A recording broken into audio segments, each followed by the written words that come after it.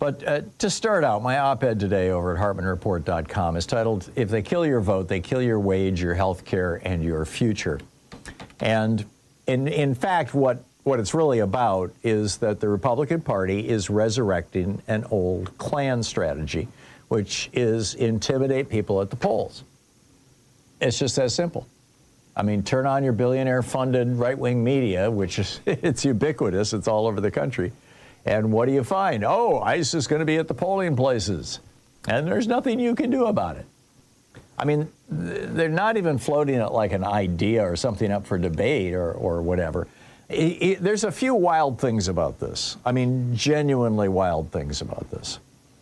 First of all, you've got Steve Bannon and these other wannabe fascists out there looking at a blue tsunami.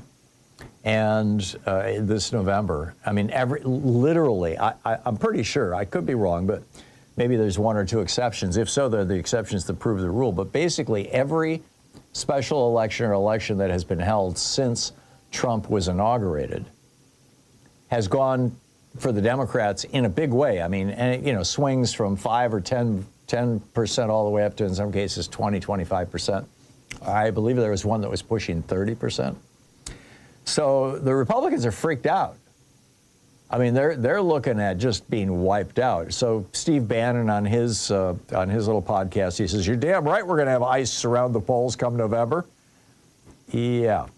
Jesse Waters, you know, is all over it on Fox So-Called News. Ben Shapiro, he's on board. Newsmax hosts have been cheerleading this. Even Todd Blanche stood up at CPAC and said, "Why would anyone object to armed, masked thugs menacing people by standing outside polling places?"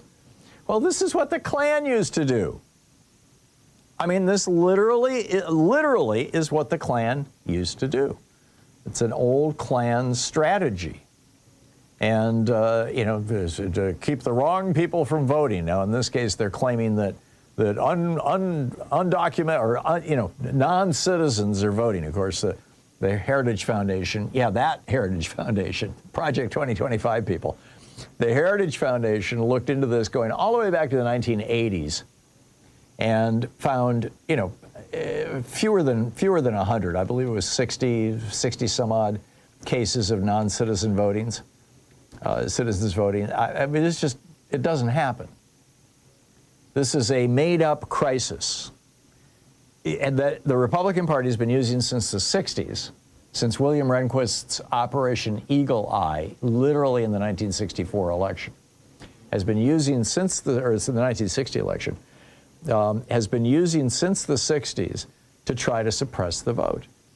And not just try, I mean, to actually successfully suppress the vote. And one of the things that we know is what happens when the vote gets suppressed.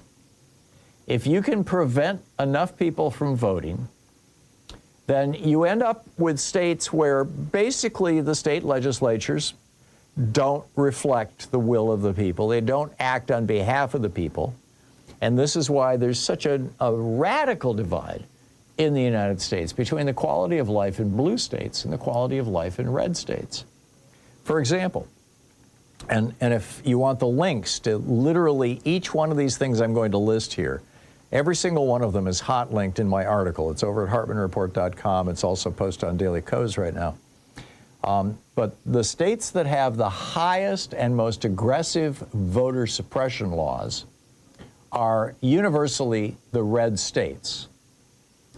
And the red states have the highest rates of, and here's the list, spousal abuse, obesity, smoking, teen pregnancy, sexually transmitted diseases, abortion, now you could call it forced births, bankruptcies, poverty, homicide, suicide, infant mortality, maternal mortality, forcible rape, robbery and aggravated assault, dropouts from high school, divorce, contaminated air and water, opiate addiction and deaths, unskilled workers, parasitic infections, income and wealth inequality, COVID deaths and unvaccinated people, federal subsidies, what you could call red state welfare, people on welfare, child poverty, homelessness, spousal murder, unemployment, deaths from car accidents, people living on disability, and gun deaths.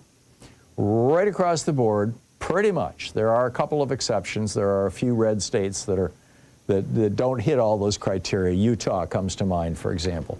But beyond that, pretty much this is where we're at.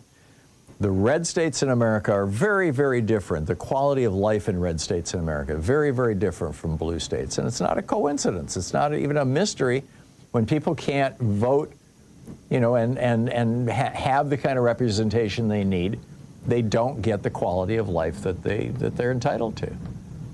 And, you know, the Klan back in the day, in fact, I attached a meme to this thing that you can copy and repost over on social media. It's a picture from the Library of Congress in 1939 of a Klan member sitting in a car outside a polling place with a noose hanging out of his car window. And, you know, it says this ice at the elections is nothing new. From the 1870s to the 1960s, Klan members stood outside polling places to intimidate black and Hispanic votes. These guys, these Republicans, are not even original. It's just so true. So, what do we do about this? Well, of course, we need to be pointing out that not only is this wrong, but it is illegal.